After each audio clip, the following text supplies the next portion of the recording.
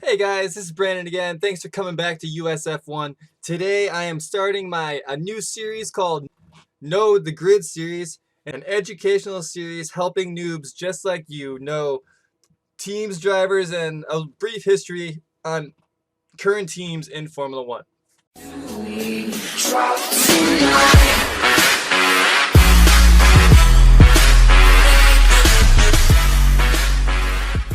I could be going from the back of the grid to the start of the grid. First, let's jump into how many teams there are. There are 11 teams in Formula One, possibly only 10 this year. Because, well, at least let's start from the back. We're going to do Manor came in last at 11th place out of 11 teams, and Sauber came in 10th place out of 11 teams. But unfortunately, though, I don't think Manor needed to come in 10th to get an investor for this season. So I don't think they're actually going to have enough funds to be able to field a car this year for Manor. So unfortunately, I'm going to have to skip them because I'm only going to talk about current F1 teams.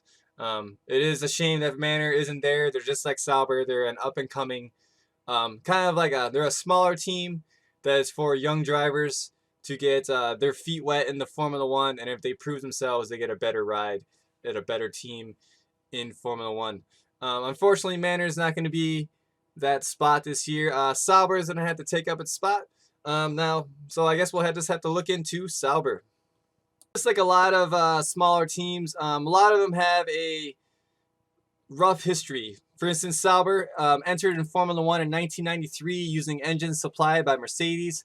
For a while, they were expected to become Mercedes Works Formula One outfit, but that plan changed when Mercedes became engine suppliers to McLaren in 1995.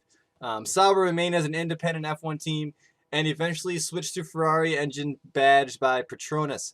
The team was the first destination for several upcoming drivers and some of my favorite drivers, including Kimi Räikkönen and Felipe Massa.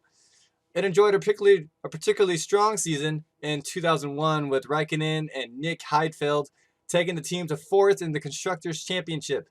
That is as high as they'll ever get. Team owner Pete Sauber sold his team to BMW at the end of 2005, but 5 years later he was back in charge of the team once more after the car manufacturer withdrew from the sport. Damn you, BMW. He later handled team principal duties to Monisha Kaltenborn.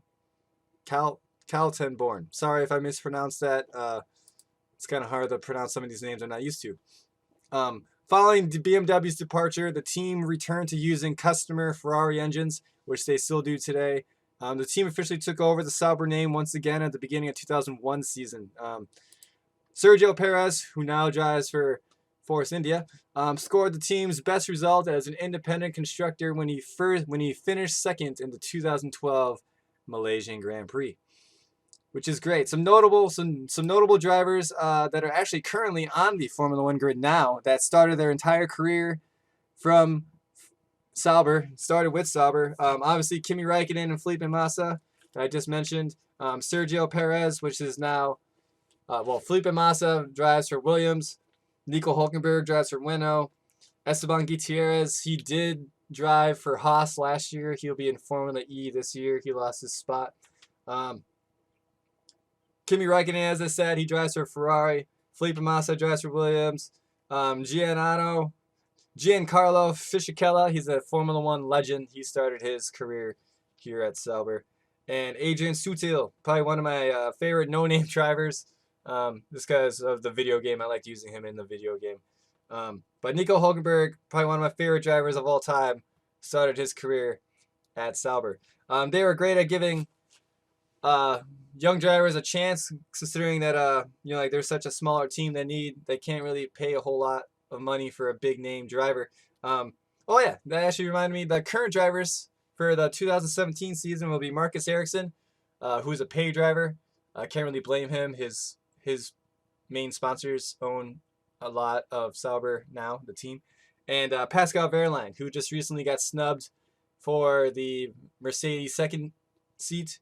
And he was the first driver for Manor, but obviously Manor isn't fielding a team next year, so he had to switch, and Sauber is his home. Thankfully, Pascal Wehrlein's still going to be in Formula One. But yeah, guys, I will be back tomorrow, probably talking about Renault, considering I can't talk about Manor.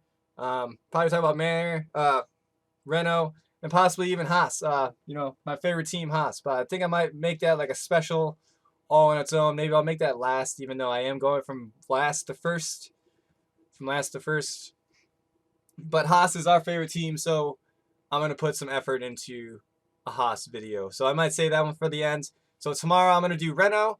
And yeah, guys, thanks again for watching USF1, your source for Formula One news here in North America. I am Brandon. I'll see you guys later. Take care.